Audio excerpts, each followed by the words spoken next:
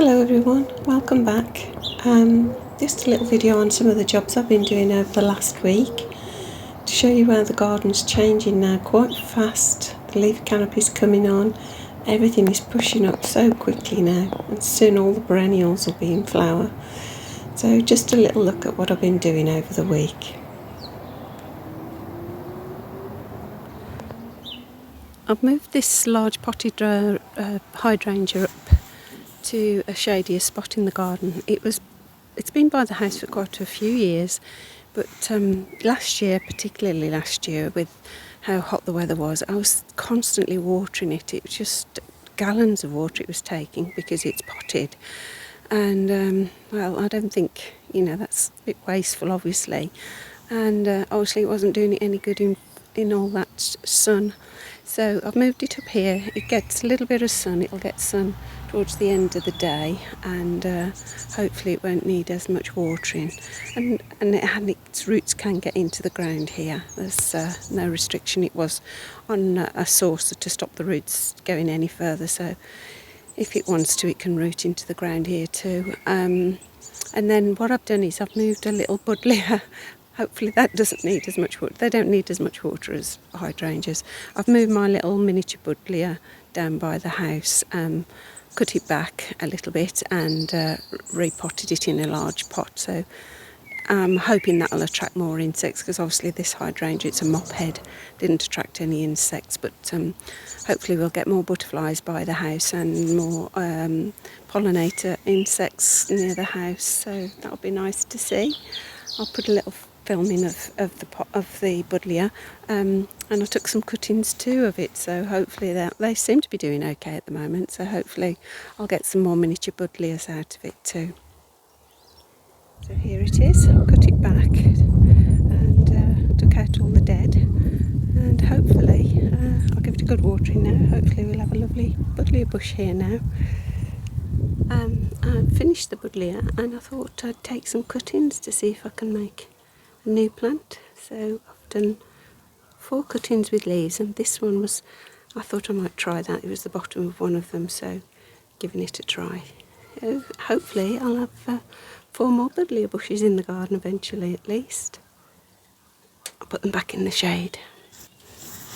And the mason bees have emerged at last. The males are all out waiting for the females. The males are always at the front cells and the females are at the back of the cells for protection, which came in handy this year because I forgot to take them indoors.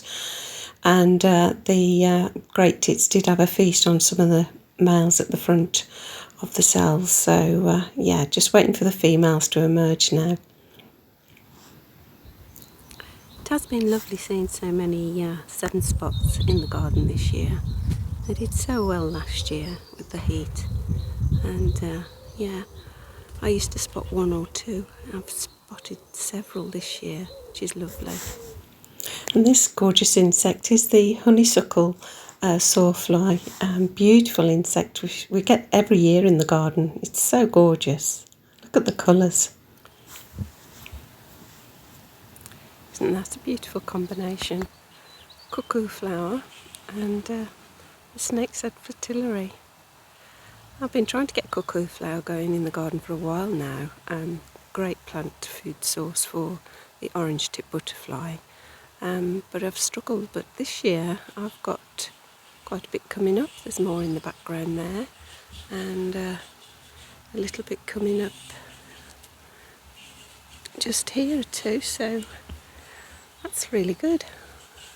And a bit more just in front of me, just here. So yeah, that's pleased me no end. But I think that's just such a pretty combination in that sort of dappled shade there. Absolutely beautiful. There's not to like about a dandelion. Look at that. Absolutely beautiful flower. And you couldn't get more yellow than that, could you really? Really stunning little flower, packed with good stuff. The poor tulips have taken quite a battering in the high winds and the heavy rain that we've been experiencing over the weekend. They're really flopping over, but still look lovely. But yeah, I think because the heads are so large, it weighs them down, but There's this one coming up late for some reason here, whether that's a different bulb, I don't know. But they look beautiful with the raindrops on them. Absolutely stunning, aren't they? So I've cleared the little border here to help with the ground nesting bees. It is important to have different kinds of levels of grass in the garden. At one time this area was always cut and trimmed a long time ago, and then I started to leave it, thinking not cutting the grass was better, but we've had fewer ground nesting bees doing that, so I've gone back to leaving that little bit of soil there for the ground nesters, and I've done the same here, which is where I always used to spot them, so hopefully that will support any ground nesting bees that visit the garden, and they can dig away happily along this little border. The other thing I've managed to do is sort out the stepping stones. They'd all sunk with all the wet weather, particularly this lot here, these 4. So I've managed to lift them and relay them. And I've just spotted these in the garden, these little Narcissi. I have no idea that I planted these. I can't remember planting them, but I must have done, because they're not a wildflower. But I don't remember seeing them at all last year, but they seem to have popped up this year. So they're looking great there amongst the cowslips and the grape hyacinths. Just another little addition to the garden. Absolutely gorgeous little flower. Look at them, aren't they gorgeous? And another thing that's happened in the garden, which I've never experienced before, is something with my potatoes. So I planted the potatoes, which was fine, and left them to do their thing. But then this happened. When I came into the garden yesterday, there were 2 big holes in this pot, and 2 of the seed potatoes are just completely gone. They're large seed potatoes. I haven't found them in the garden, so I've no idea who decided they fancied a potato.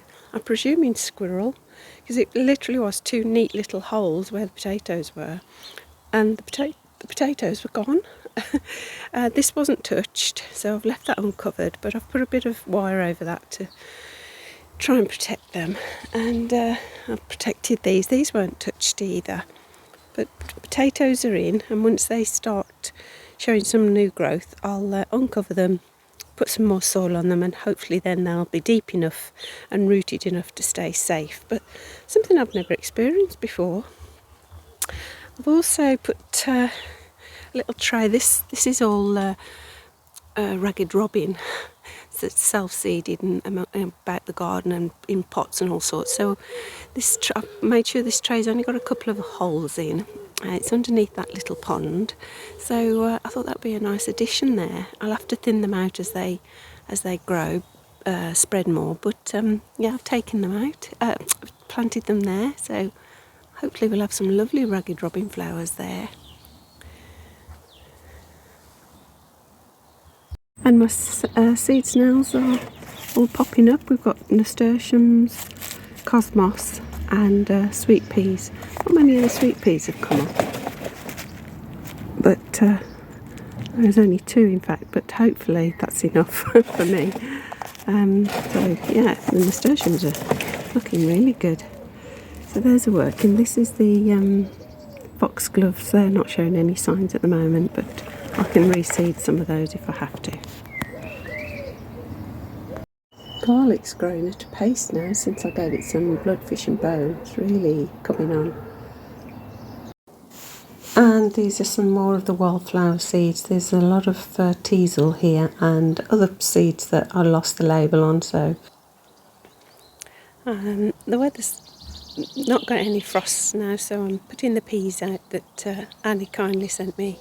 They're called Kent Blue, and I set seed with them on the 21st of March, so they're doing quite well. So I'm putting them in this big pot on the metal table, so hopefully no slugs can get to them or snails. Well, the root system's looking really good on them, so I'm hoping they'll do really well. Right, pea sticks are in, and as there was space I thought I would add some carrot seeds, so they're little chanterelle ones I think, so I hope they'll do well. And that's it really. This is the wilderness, how it's looking now. Absolutely stunning with all the honesty growing. It's a beautiful plant. Hopefully the orange tips will find it. Anyway, thanks for watching. Thanks for joining me in the garden. And yeah, have a good week and hope to see you all soon. Take care. Bye for now.